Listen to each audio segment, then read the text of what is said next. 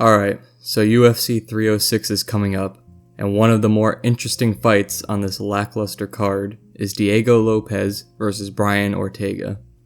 I want to get something straight really quick. This is a terrible matchup for Brian Ortega. The only thing keeping him in the top 5 and being somewhat successful is his jiu-jitsu. This guy has somehow managed to sneak his way into the top 5 and stay there for years, despite getting outstruck in nearly all his fights. And I'm not talking about like close punch stats but barely getting edged out. I'm talking about how half of his UFC career, his opponent has around double the shots landed. His jiu-jitsu is the only reason people even talk about him. So what's gonna happen when he fights someone with just as good, if not better jiu-jitsu than himself, and better striking? It doesn't look good for Ortega. I don't even know why he took this fight.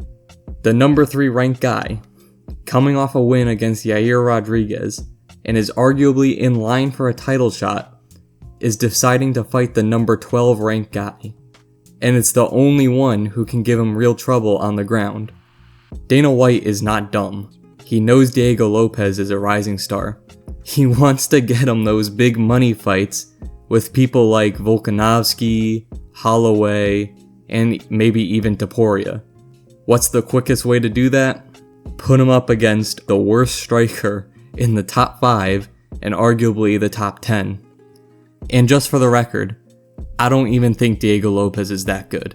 Those people I named before, Volk, Holloway, and Topuria, they would all beat him without much trouble. He really didn't look that impressive recently in his Dan Ige fight either. I also don't think Brian Ortega is bad. I mean, he just beat Yair Rodriguez. But we gotta look at the facts. The facts are that Ortega has won 2 fights in the last 6 years. He gets dominated on the feet by almost all of his opponents. I don't think I've ever even seen this guy try to block or slip a punch or check a leg kick. He just walks straight into shots and keeps going. He's had multiple injuries in the last few years. He couldn't make weight last time he was supposed to fight and had to pull out because he got sick. And his number 1 asset that allows him to win or make things competitive despite all of this is taken away from him when he fights Diego Lopes. On paper, it just seems like a very one-sided matchup. The only thing Ortega really has over Lopes is experience and far greater competition. He's faced some of the best fighters in the division for a long time. In terms of striking, will Lopes be anything different that Ortega hasn't seen or dealt with before? No. So it's possible that he comes into this fight with some genius game plan where he's able to catch Lopes and get the win by knockout, or hurt him bad enough to take his back and submit him, but it's unlikely. It will be interesting if this fight does go to the ground with how high level both of these guys are at jiu-jitsu. I doubt either one of them want that though, considering how risky it is.